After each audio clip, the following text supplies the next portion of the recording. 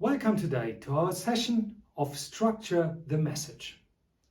Today it is about the structuring of the message, basically how to transport the things that we want to transport to the other party.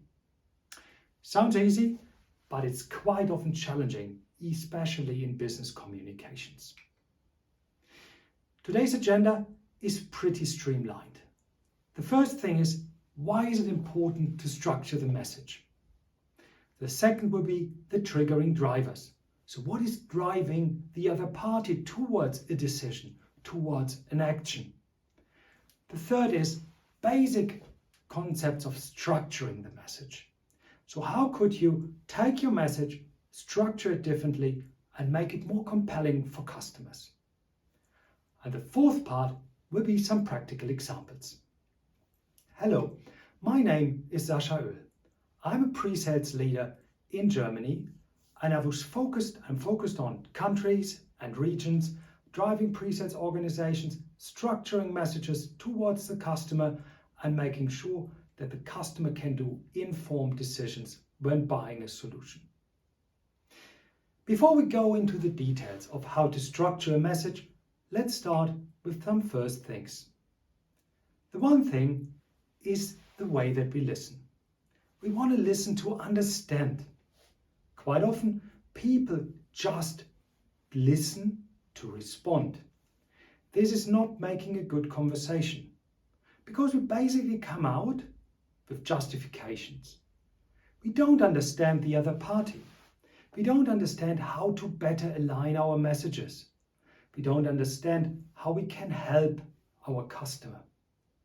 We want to listen, to understand, to have a conversation, to understand the context that the customer is walking around, and to align our solution to the context, the ecosystem of the customer, to make it a better solution for him. The second thing is we want to limit ourselves, especially when we are all pros, when we are technology affine, and we know so many stuff. We can send tons of material, but it's quite often not the stuff that makes a good decision. Quite often with flowing so much information on a customer feels more confused, not so likely to make a decision, and go to another party because it seems to be easier. And the third thing is we want to show the value that we have.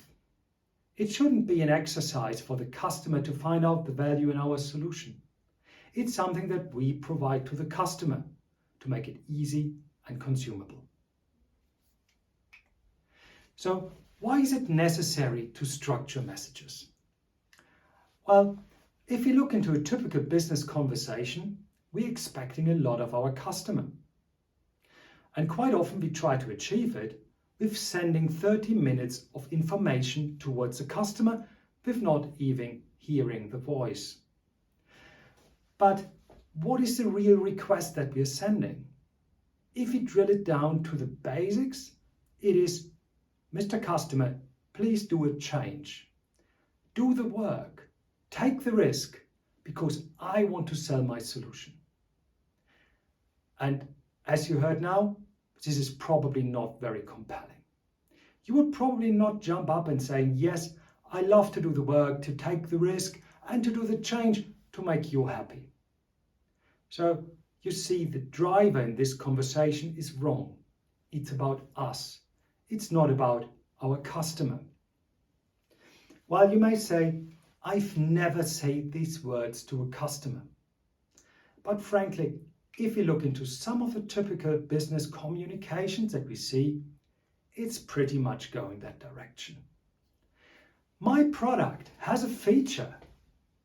Go buy the product. The underlying message is, go find the value yourself. Find out how to integrate it into your processes and then do fantastic stuff with my solution. You see, the hard work is with the customer. Other parties may say we do it better. We've prepared a TCO. We go out and show a TCO to the customer and tell them, look, my TCO is much better than the competition. So what's in this? Basically, be clear with yourself. Every party is bringing a TCO. And no one is showing a TCO where they've been on the second, third or fourth place. Everyone shows a TCO which makes them look good. The TCO needs to be a customer TCO with their drivers.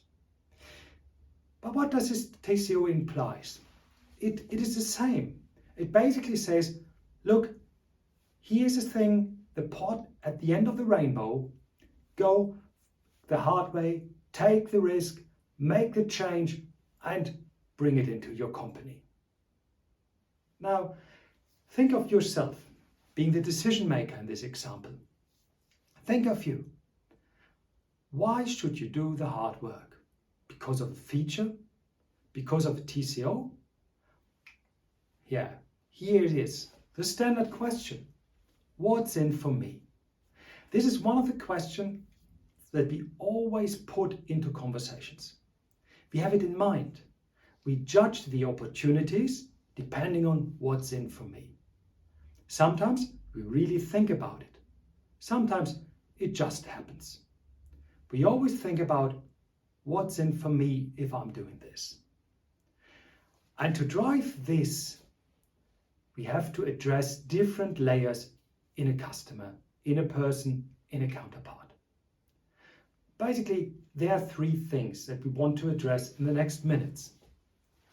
The first one is the obvious. What's in for me? It is about the emotion, the personal thing, the stuff that we often describe as a gut feeling. This is the personal impact. This is the recognition I want to gain. This is how comfortable I feel with the solution. This needs to get addressed. If the gut feeling says no, it's super hard for the brain to overrule it. Usually, we make a decision with the gut and justify it with the brain. Brain, this is the second point. The second layer is rational and logic. The company perspective, the TCO, the ROI, what could happen in your career. So bringing both together is a solution that you benefit from and your company. So it's good in the gut, it's good in the brain. This is something that drives forward. And it drives forward to the actions. We need to be clear with the actions that we want to drive. Otherwise, everything could happen, but probably not the stuff that you wish for. So let's be clear with the actions. When we go into this logic, addressing the gut, the brain, and the hand, we've got different ways to trigger these actions. The classical show would be a black and white. Either we go for the light side. We show the value in front of us. So if you do the change, if you do all this stuff, what positive effects could come in your life? If you do this, then you get that. Yeah? We know it from our childhood. If you learn for the test, your grade is much better. Sometimes this trigger was really great and we start learning. Like, if you've got a good result in the test, you will get a toy that you always wanted. So we start learning because we want to have the toy. This is a positive trigger. But sometimes, if you remember back to childhood, there was also the dark side, the negative trigger. If you don't do this, then you get something else. If you're not cleaning your room, you would stay grounded at home for the weekend. Then it's not like positive, then it's a negative trigger. We do the work because we don't want to get the outcome. We don't want to get grounded. We don't want to stay at home for the weekend, so we're cleaning our room. Both messages are feasible. But be careful which one you choose. Using too much of the dark side can really harm the relationship. So how to get from your traditional structuring of messages to another one? There are different ways. If you're probably more in the feature discussion right now, well, we've got a fantastic feature, then probably this logic would be a good one for you. It's called Feature Advantage Benefit. Quite often you hear it as FAB. It gives you a safe ground of walking with the feature. So this is a feature and it has a fantastic function. We have implemented it and it's great. But we don't leave the customer there. We go the next steps together. The next step would be, this is the advantage. This will help you to achieve something, to do something that you couldn't do before, or was very, very hard to do before. And then we deliver the benefit. This will result in a positive effect for you and your company. Feature, advantage, benefit. 3 simple steps to walk through. This is easy if we were used to talk about features before. It's not the best way to do it, but it's a very good way to make the transformation. When we go a bit further, we automatically will probably see this one. It is based on Start with the Why from Simon Sinek. It's the magic circle. And the idea is always to start with the why. In the example before, you could lose your customer in the journey. You talk about the feature, they will stop listening, and you talk afterwards about advantages and benefits, and no one is mentally there in the room. Start with the why is a better communication for doing it. Because we start with, why are we doing this? We see customers struggling with something. We want our customers to achieve better business results. We want our customers to be super safe and super secure. This is why we are doing something. How is this done? This is achieved by, and now we're putting in stuff that's described how we are doing it. And then in the third step, we go even deeper into the what. The functions, the functionalities, the options that we use to drive exactly this outcome.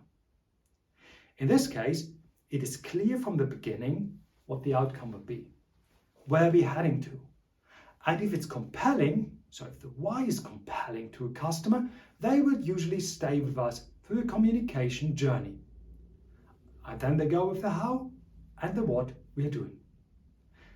Same packaging of information, different ordering, different compellingness.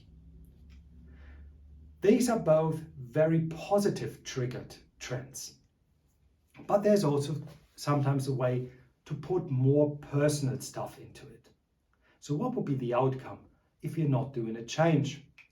One of the famous stuffs here is the Challenger communication model. And it's based on the stuff of Dixon's and Adamson's. It basically starts in 3 steps again. And we start with a reframe, like a warmer. What are we finding out in the industry? What is this change doing to the industry? Then we're doing the impact section. We start with the rational stuff. If this thing, let's say for example, cloud is coming, what does it mean for your business IT? Then we go into the personal. If this happens to business IT, what happens with your role, with your position? What happens with you as a person? What's your future? Here we see the impact that it's getting to the individual. In the next step, the revealed solution, it is great because we're taking the people up again. We tell them, look, there's another way to do it. Yes, there's a cloud. Yes, there's your classical way, but there is another way to achieve the benefits and to keep your position. And then we show the solution. This is triggered by personal impact. It drives me because I understand what the impact is of the stuff that's happening out there. Both 3 models are very good in customer conversations. Usually it's good to pick carefully the model of structuring communication because they're driving differently outcomes. Usually the why is good for positive communication. If this doesn't work, the Challenger model can really drive a change. When we're doing this, and we're talking about outcomes, about business impacts, let's be clear with one thing.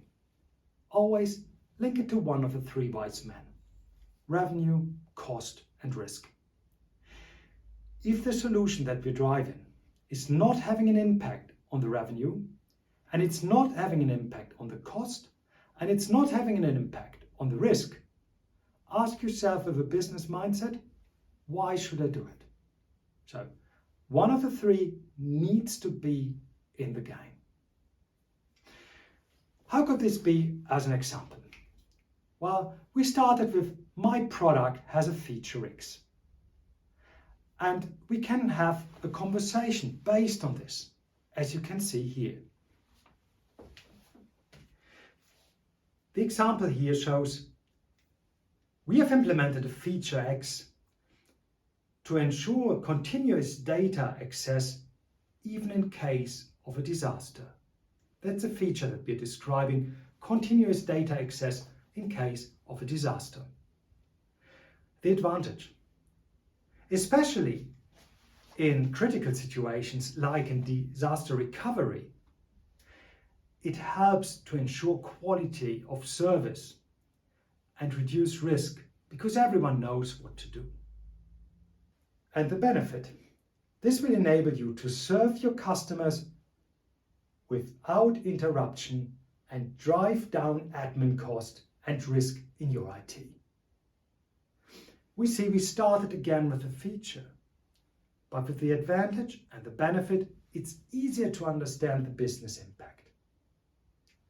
Let's go for a second example. My TCO is much better than the competition. It's good. We've brought in some of the financial figures. How could we structure this? We want long-term relationship and growth with our customers. Therefore, we invest to make our customers more competitive with solutions with the best TCO in the market and make them to innovators in the company. We are focused on cost and risk reduction for the user in our development. We saw that administration and migrations are big cost drivers in this life cycle. That's a how. So we created a way to ease and automate the admin with our user interface. In addition, we created a solution that can self-migrate without manual labor. A customer having the problem and saw it before may with you go the whole journey and understand that your solution is not just another box, but something that could change the business life. As a summary, to structure the message, we have to understand our customer. That's the first thing. The second thing is we need to address the different layers of communication. Remember the emotions, the gut, or sometimes called the heart, the brain, which stands for rationals, and the hand for the actions that we want to drive. And we link it to the three wise men: cost, revenue, or risk. And the third thing is we bring it into context for the customer and help them to transfer this learning that they had into a real life experience. Thank you for staying with me the last minutes for this quick session on how to structuring messages.